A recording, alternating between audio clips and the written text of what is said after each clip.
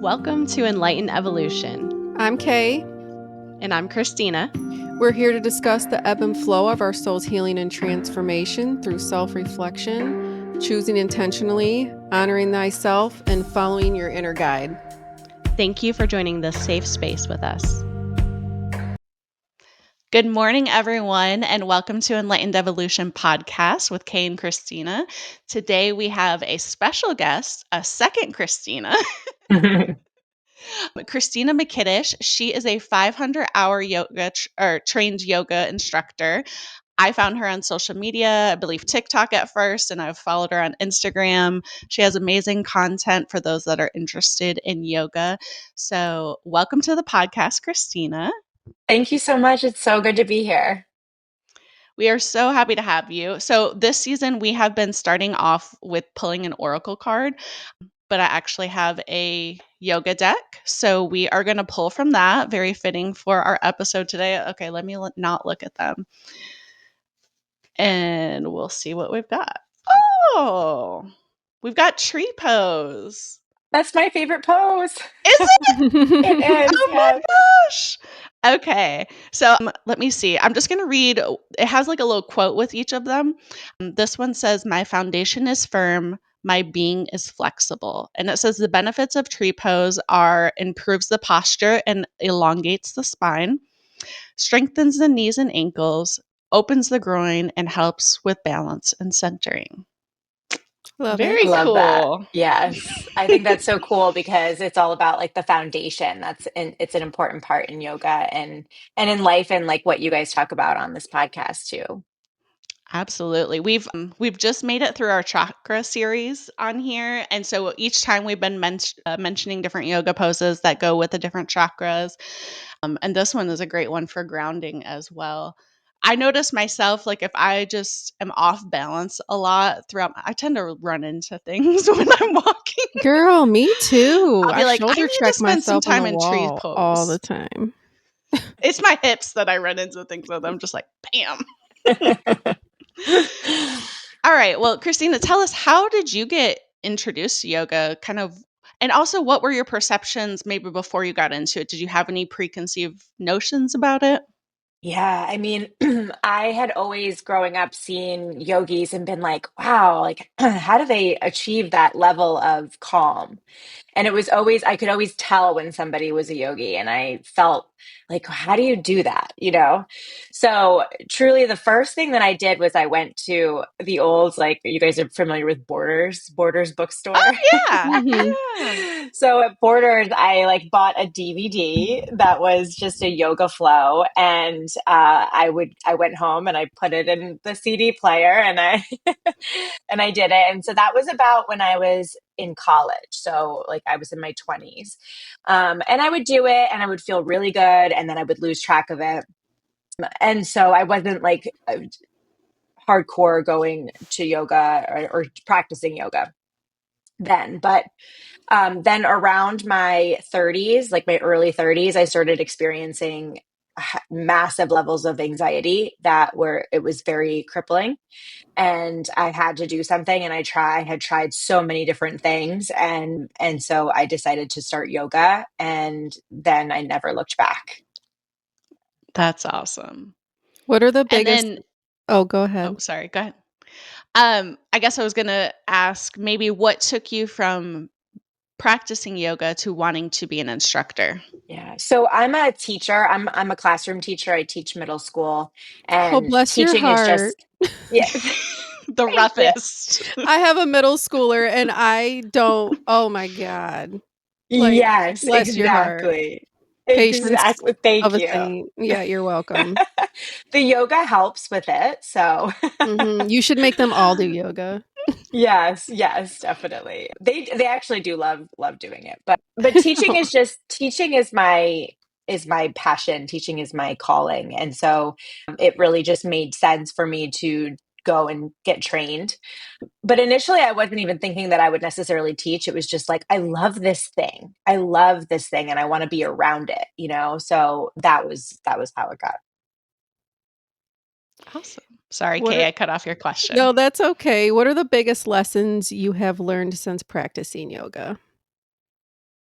Oh, well, I think the biggest thing for people that, and I think this goes into some of the other stuff that we want to talk about, but the biggest thing is that yoga is accessible for everybody and it's just about breathing. And so I like to say that yoga has a PR problem. And the Mm. PR problem is that you're supposed to be standing on your head, you're supposed to look a certain way, and that you can't be a yogi if you don't do those things. And that is the opposite of what yoga is all about. And I'm a history teacher, so I got very into the history side of yoga, and that is really what transformed me more. So I would say than the actual pose practice. It's called asana. So, what was the question again? What are the biggest lessons you've learned since practicing? Right. Okay. So that yoga is more than the poses and that it's a deeper connection with yourself and it's breathing and that it's this thing that can help give you space within yourself. And so it's just this incredible personal growth tool that I use alongside of things like therapy and other self growth things that have and this practice has helped me to find that space within myself to take a moment to think, to breathe before bringing myself and judging myself and all of those different things. Yeah. Oh, we have a visitor. This is Aw, Lucy. That's This a is tur- Lucy. Lucy. that's a turtle. Love Yeah, she's a them. tort. She's a tortie. Tortoise. Tortie. Tortoise. Yeah, Yeah. a turtle. A turtle. Nope, that's a cat. We love our She cats. is. Yes. Yes. Aw, what a sweetheart. Welcome, She's like, I want to be Lucy. a part of it too. I know. I've always wondered how I used to practice yoga daily, like in my like mid 20s. And I say all the time, like the best I ever felt was when I did yoga every day. The strongest I ever was, even like yoga versus weightlifting, I was much stronger physically when I did yoga every day. Really, yeah, I think this is going to inspire me to really do it again. I always wondered though, Yay. like, I know I really need to do it. Good. How because I guess it like varied how often I would hold myself in a pose. Do you have a recommendation for how long each pose should be held for? Or should I, because I always just went like with the flow of my body and what felt good to me. I never, it was just like I kind of like, I don't know, like a flow yoga. Like I never watched a class or did a specific practice. Like I just did what felt good, like Yeah. looking, like studying it myself. Yeah, that's actually the goal would be to do it based off of what feels good to you. And I mean, I'll give you like specific timing in a second, but it's truly that's actually a better way to do it would be to be how do I feel in it and how long can I hold the integrity of the pose before you start like moving and feeling that you're getting, you're starting to lose the shape and the power in your core or the length of your spine. So yeah, Mhm. so truly going by your breath and your feeling is the best thing. And then a yogi way to measure it would be 5 breaths. So and 5. that's Oh, even yeah. yeah, so it's like inhale, exhale. That's one breath. And you in the style of yoga that I do, which is flow, which Kay, it sounds like that's what you had been doing. It's in through the nose and out through the nose, which helps to keep you focused and aware in the moment. So you can do that 5 times. And then another way to think of it is like between 30 seconds and a minute. And that's for Breaths are people easier who, for me to count, I think. I yeah, get lost yeah, in the seconds. right, totally. So those give the listener some different ideas of how they can measure it. I always did the breaths. I tried to do like 3 to 4, and I noticed myself if I'm like speeding up my breathing, it's because I can't hold this pose anymore. Yes, And so yes, and so I was exactly. like, okay, I'll just do 3 or something like in my mind when I'm doing Yeah. it. Yeah, and I think the most important thing for everyone to realize is just like it's start with the breath And it's hard to Mhm. do because in the style that I teach, it's called vinyasa, and that's the breath to movement. That's the flow yoga. And there's so much breath instruction. The teacher will say, inhale, exhale, exhale. And when I first started taking yoga, I'm like, why is this person obsessed with this? I'm not going to breathe. I'm not going to breathe when they say to breathe.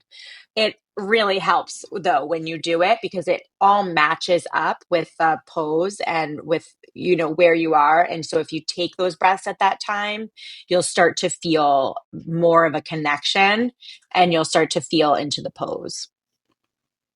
That's great advice. I think we're already starting to touch on it, but what advice would you give someone who might be hesitant to start yoga? I think you've kind of mentioned, I think a lot of us have that preconceived notion that, oh, well, I'm going to have to be able to put my body in all these strange pretzel like positions. And you've mentioned Totally. it's really about the breath. Yeah, and that's one of my big goals is to be able to get people involved in yoga that think they can't do it, and because it was such a powerful thing for me that it changed my life. And I know, and there's lots of people that have stories like this, and I just 100% want to make sure that I share as much as I can about it because it was such a game changer, and it has such a PR problem that we don't have enough people that get to access it. So I just want to change the messaging around it more so that people feel like they're welcome. And it's not that they're not welcome. However, nobody's never like it. Yoga in itself is a welcoming practice. However, there can be a sense that it's an exclusive club, and it is not at all. And there's a way to get involved for everybody. And even if you can not even move, you can breathe. So that's where you start. And I would recommend, for people to like finding, I think doing depends on how people are feeling and like how nervous they are. I do think going to a studio can feel really nerve wracking, but there should be people that are there that will help you to get involved. And it's really about going in and not knowing what you're doing and looking around and figuring it out. And so there is that piece where you can go into the studio and you just have to feel okay for like, let's say 5 classes, like just being like, I don't know what I'm doing, but I'm going to try because this is life changing. And then the other thing I always recommend people to like start watching videos on YouTube, or like I have some videos too, like where you're just sitting and watching and listening. And that way you're absorbing it, but there's no stakes for you.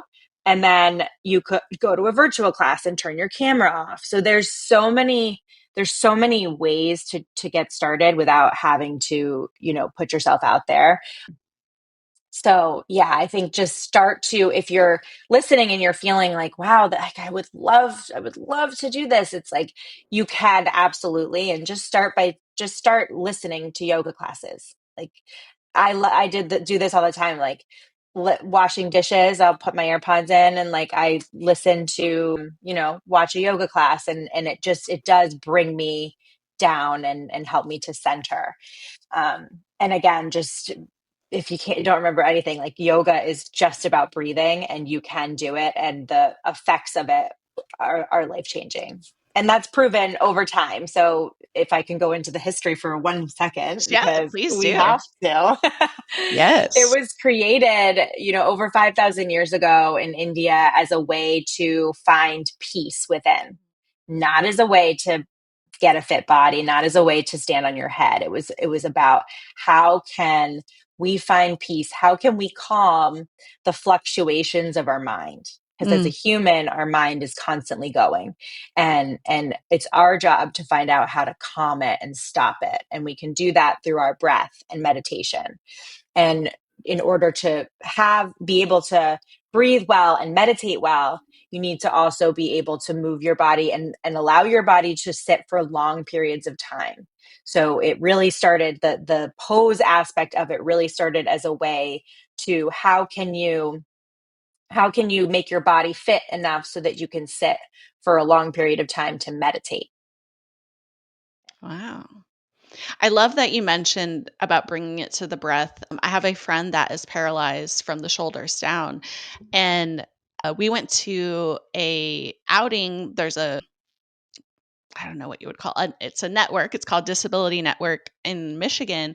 And they were showing all the different community resources and different things. And they had a yoga instructor there specifically showing people, just working with your breath, you're practicing yoga.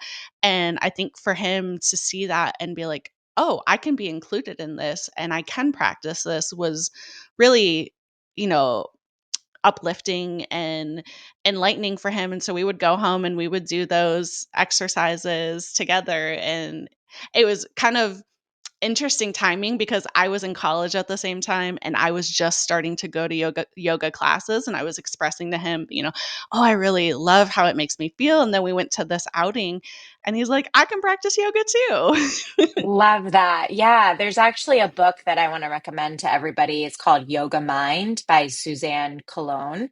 And it's actually about her friend was in an accident and paralyzed, and she helped him by bringing yoga to him. And that's the whole premise of the book. But Aw. there's also like, because it's not just yoga, the breathing piece is important, and there's also a whole philosophical system that goes along with yoga about, being a good person, and how can you protect yourself from people like that are not great. And there's all of these suggestions for how to live a good life outside of the just being breathing. And so I recommend that book. It's super digestible and a way to just to start, because really truly yoga too is not just about that piece of breathing, and it's also about how can you make yourself feel better with all the other things. And I think those are things you guys talk about on this podcast, like just all the things that you can do in your life to feel better. There's actually a laid out system in yoga, in the yoga philosophy, about how to do that. And so this book brings up some of those big topics and talks about how you can live a better life in those ways too. I will be downloading that. How do you define your yoga practice beyond like the physicality of it, and what does it mean to you spiritually? Yeah, so I think it goes into what I just mentioned about that book, the system. There's so there this philosophy has just really stuck with me for how simple it is. And I think it also goes in with how I, during yoga, am able to find that space within me that I mentioned at the beginning, Mhm. and to really think about those things. So there's five, they're called yamas, which are things that you do for other people, like for the outside world. And then there's five niyamas, and that's what you do for yourself. So the yamas are things like being truthful, like compassionate honesty, um, non-stealing, and that can be not just physically stealing something, but stealing somebody's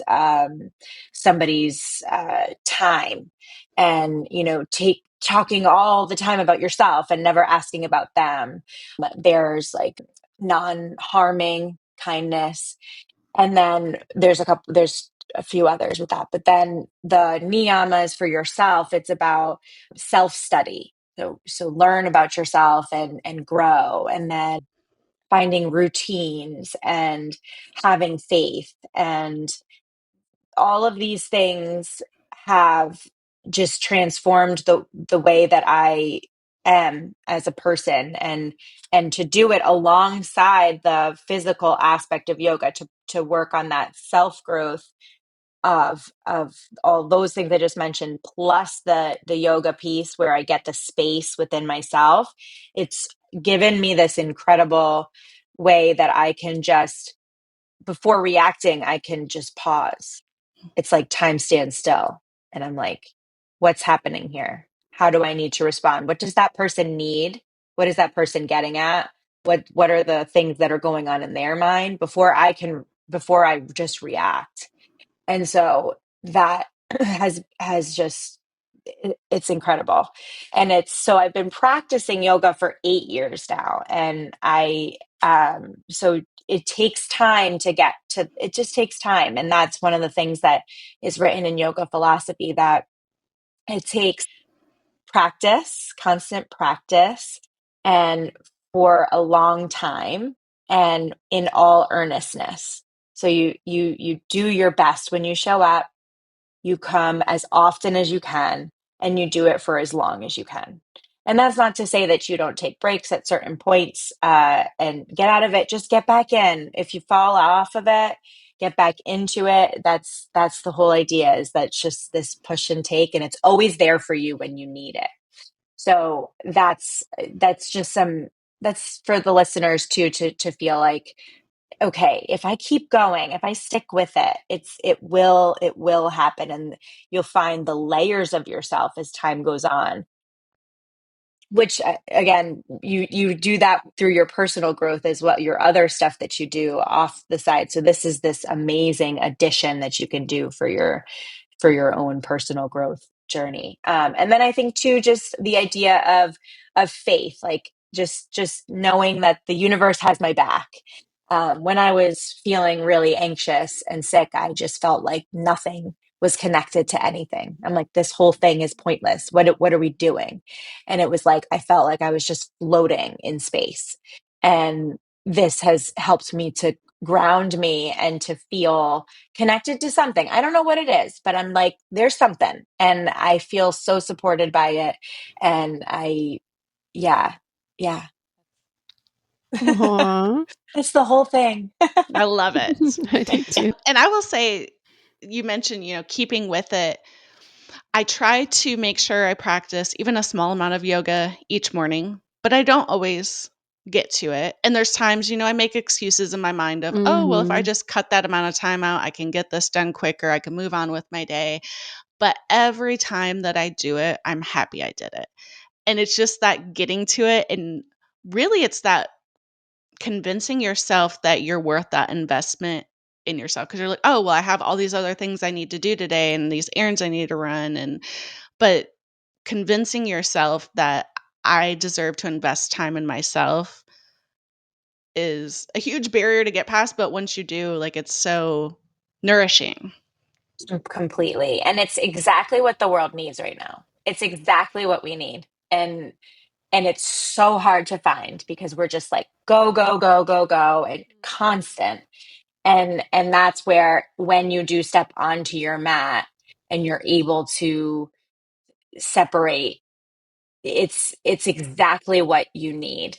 And I think too, like, a lot of times people are like, oh well, it's not as good of a workout or whatever. It's like, well, this is different. It's a workout. It's for your body and your mind at the same time, and it's been honed over thousands of years. It is proven it's going to help you. Yeah. And it's just that barrier of getting there and doing it, and sticking with it.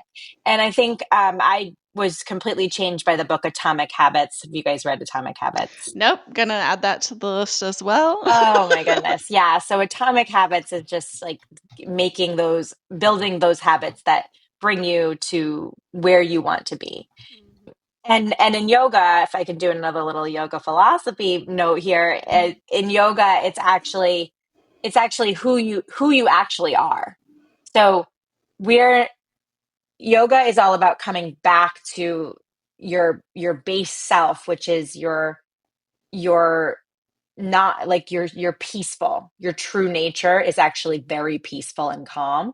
And it's the world and the mind that has gotten like this.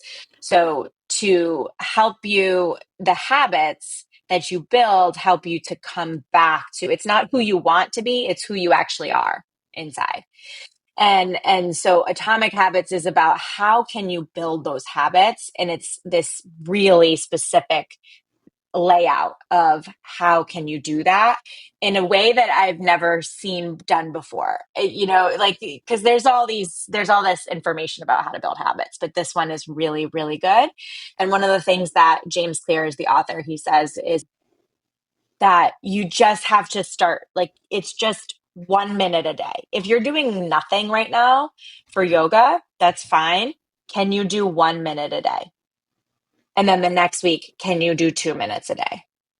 And that, because change doesn't happen in these large shifts where you're like, I'm going to go to a Mhm. 60-minute yoga class 4 times a week, and Right. it's going to happen.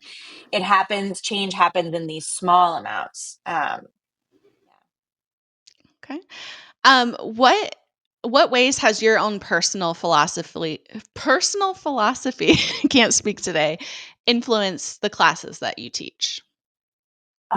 I love infusing everything that I've talked about. I love infusing all of that into the class to help people understand. And it's, I love it because I feel so strongly and passionately about it. And when I go to teach, I can drop those little notes, little love notes about these sorts of things, and it seeps in over time. So I absolutely love it. It's like when I teach, it's like therapy for me. That's awesome. Yeah, because I'm able to share my perspective on the world and help people to hopefully to come along with it and see it in this like soft way. I get to drop these pieces of information that have changed my life. So, since you're a teacher, you're doing your yoga classes at night after you're teaching. Do you recommend that people do yoga? Do you think it's more beneficial to like start your day with it and do it or end your day? I always like me personally, like at the end of the day, I do feel like more flexible because I've been moving around all day. So I feel like I can have my poses like for longer, but I feel like it benefits me more mentally at the beginning of the day. Yeah. Yeah, I mean, I think do it whenever works best for you. So I think Hmm. it's all about what is it that what what is it that you need. I think definitely in the morning, there is a power to the morning. There is a power to the morning. But not everybody's able to do that. Not everybody's a morning person. Yeah. So I would definitely say just make sure that you do it. and Yeah. find what works the best for you, because I could also see, in the afternoon, as a reset between the, that famous like 2 o'clock 3 o'clock time where we start to drag. It's like, can you do a little bit of yoga there? And that could also just be breathing and separating from what you're doing and pausing, and to energize yourself. So it really can go anytime. And again, I think there's so many feelings that people have when they don't know about yoga. They're like, but I don't know when am I supposed to do it? What are the rules? It's like there really are not rules. There's just a feeling, and that feeling is your feeling, and it's what's going to help you. So try to for people that want to start, it's like try to trust your intuition more and use your mat as a space to be separate from your life. So I'm going to roll up my mat, and then I'm just going to sit on my mat, and I'm going to see what happens. Do you want to move a little bit side to side? You want to roll your neck out? Do you want to lay down and just have your mat be this separate space within your mind? Even if it's crazy, even if your dog's climbing all over you, which they always do, right? And your kids are going crazy or whatever.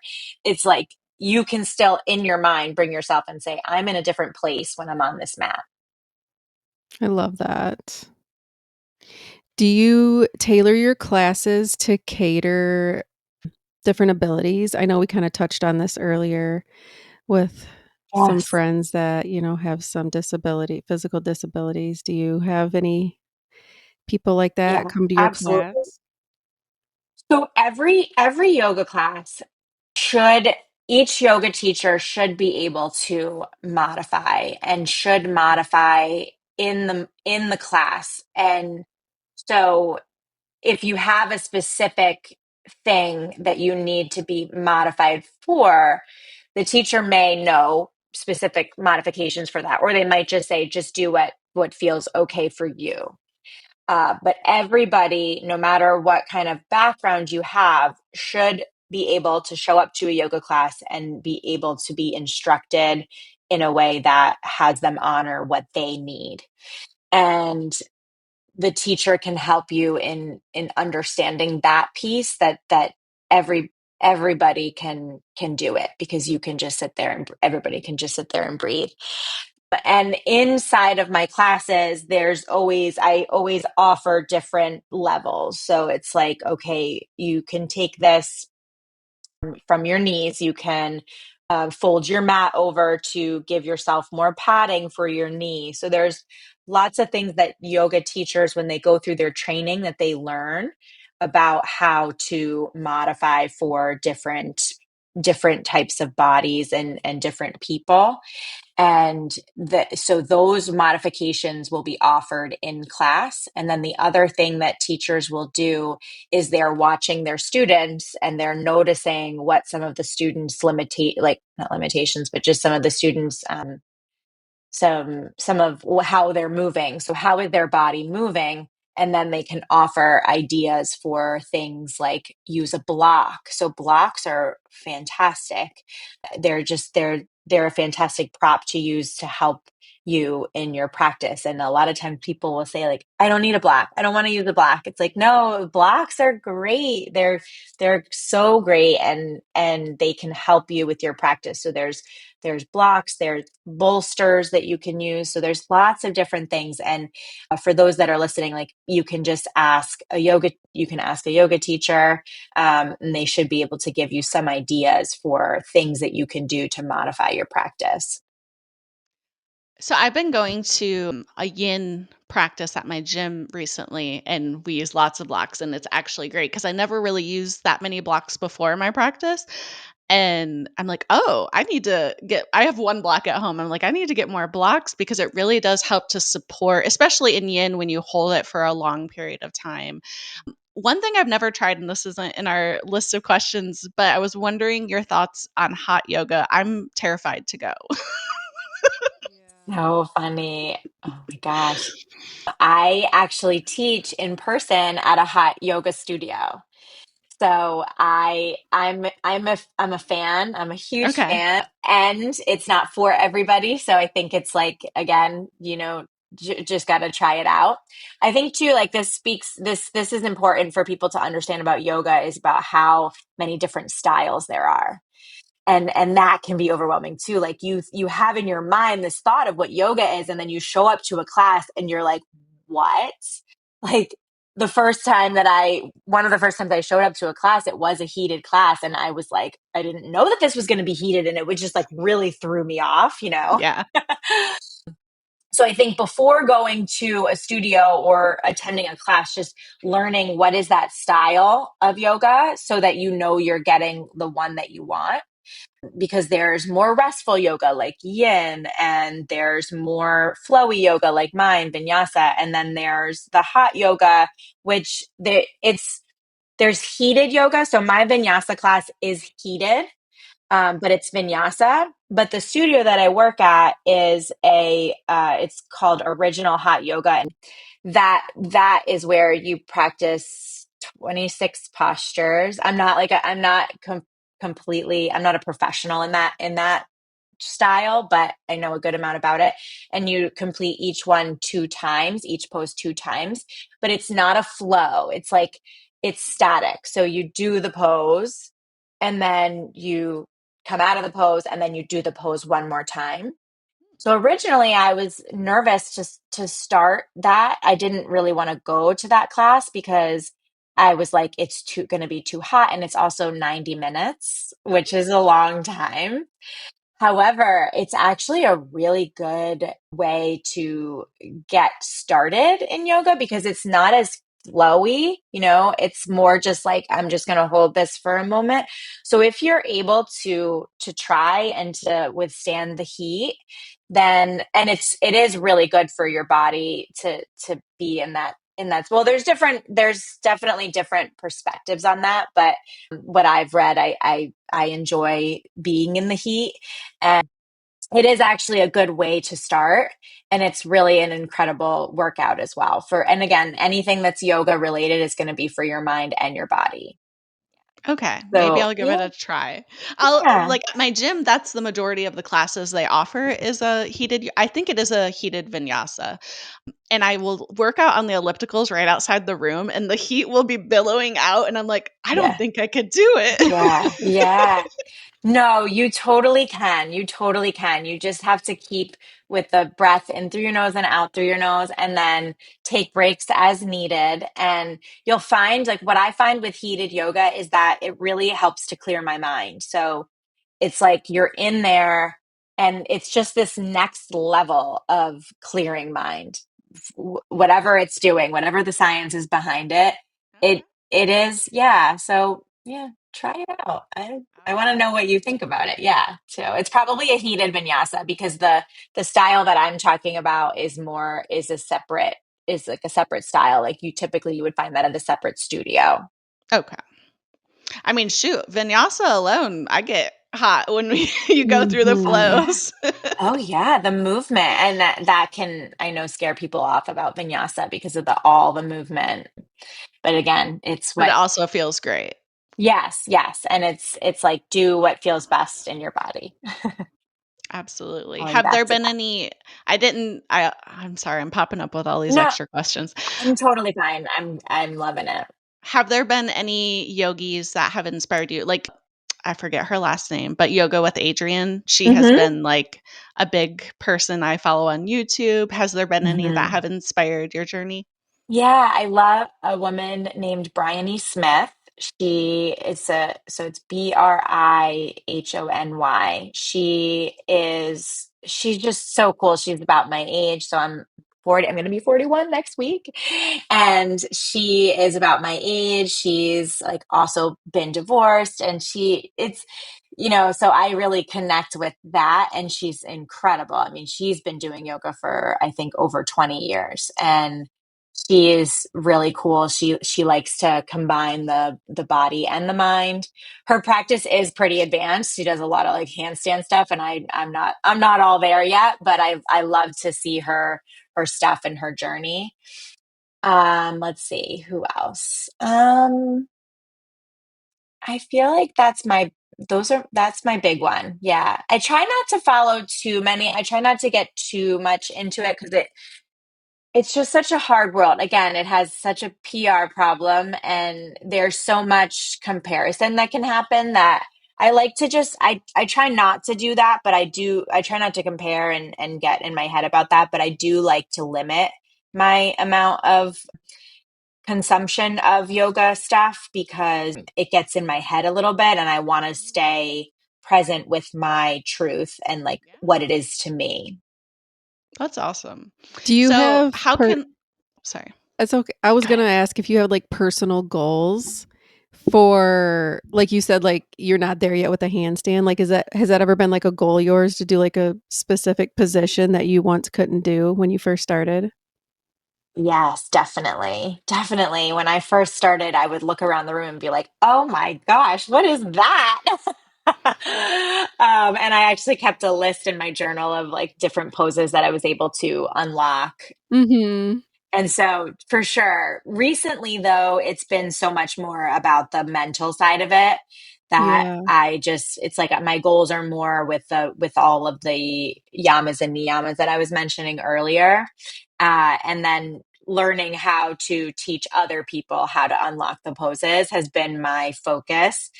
But yeah, like definitely something, a pose like called side crow and side crow. That was a huge like thing for me and to get, and then a headstand. When I was able to do that, I was like, okay. And then I'm actually like I have such a fear of going upside down.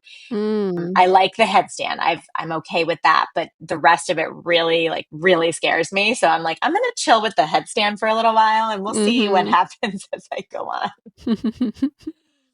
Yeah. What about you guys with yoga? So Christina, you said that you practice yin. You've been doing yin, and Kay, you said that you used to do it, and you want to. What kind did you do? Do you know? I would say I just did okay, I don't know if you've ever seen it. I bought this huge yoga mat, and it's got, like, all the poses all over it. And I would start just standing like this, and I would go through those poses. And a lot of things I would just like I said, I would just kinda do, like, flow with whatever felt good, and whatever pose I was in, kinda led me to my next pose depending on what stance I was in, I guess, at that time. Mhm.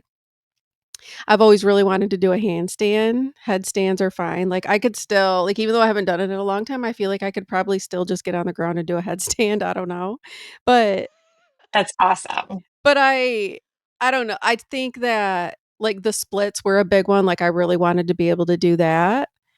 I think I maybe did that, like, once 10 years ago. But Love it. I don't know. I just think that just, like, the flexibility part, being able just to, like, lean over and put my head on my knees or something like that. I think that those were, like, my Mhm. goals. But I Yeah, never did it, like, that's taken a awesome. class. I think I've been to, like, one class ever. I just kinda did it in my room alone. I love that, and that's really that's a cool story for people to hear too, and I like that you had the mat that had the poses, because I think that's one of the hard parts is, like, if you're like, "Okay, like, I can do tree pose, but I don't really know what to do next." So, having something out, Mhm. where you could maybe a yoga deck, where you can look at the and then try the pose, but I love that you did it just based on intuition, that's awesome. And that's something like people, once you get this under your belt and you get a practice of your own, I might just pop into child's pose. Like if I'm having a lot of tension in my lower back, middle of the day, I might just pop down into or a yogi squat, something to just really stretch that out. I get like tension between my shoulders, so I'll do like an eagle arms to kind of stretch that out. And you can incorporate it throughout your day based on what your body needs. Completely. I love just, I'm like out somewhere, I'll be sitting somewhere and I'm just like, oh, like, I don't Yeah. care, this is what my body needs. Like just stretch. I'm just stretching overhead and just you gotta just in those moments do what feels right and feel like I just have gotten so comfortable with being like, I don't care what people think. So Mhm. it helps. The yoga helps with that. Absolutely. So, how can our listeners interact with you virtually? And also, what do you offer in person and where? Yeah, so I offer virtual yoga every Sunday morning for a half hour, and I would love for anybody is welcome anytime. And you can come and you can turn your screen off. You could, there's that's a good, really great way to get started. And then I also teach in person. I'm in Massachusetts, in Natick, Massachusetts, at a studio called Hometown Sweat. And if anybody is local to that area, it's near Boston. So if anybody's listening from Boston, they could easily get there from there. And I teach vinyasa.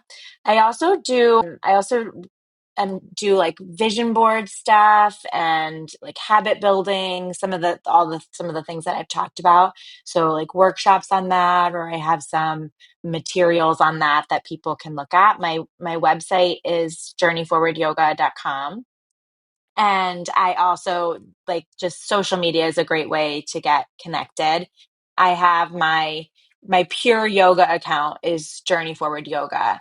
And then my personal account is C McKitish. And I like to think of those two as like sisters, where like they've got like the yoga side, but then the personal side is not totally separate. So it's like they coincide, but they're different in their approach. So um, I love sharing my story. I like being vulnerable and open because I think it's what we all need. And I can only hope that I would inspire someone to start yoga. Well, I think you may have inspired Kay to get back into it. Love it. I really do. I need to. I think about it every day, multiple times a day. And I will stretch sometimes, but to actually sit down and dedicate like 30 minutes to doing it, I need to do that. And I Yeah. even just do 10 minutes in the morning. So I don't do a whole 60 or 30 minutes. That's where I've started. You mentioned like starting small. I Mhm. could probably increase that now that I'm working from home. So might increase it a little bit to maybe a 20-minute every morning. Yeah. That's Well, awesome. thank you so much for sharing your time with us this morning. I know you got to get to a class. to teach. Mhm. We really enjoyed all you had to share with us. I hope our listeners consider yoga if they haven't already, and maybe this has inspired them to get back into it. Make sure you go and follow Christina on her socials, get into her website, get into that virtual class if you're not in Massachusetts. Thank you guys for listening this week. Make sure you like, subscribe, share us with someone you love, and have a great week. Namaste. Namaste. Namaste.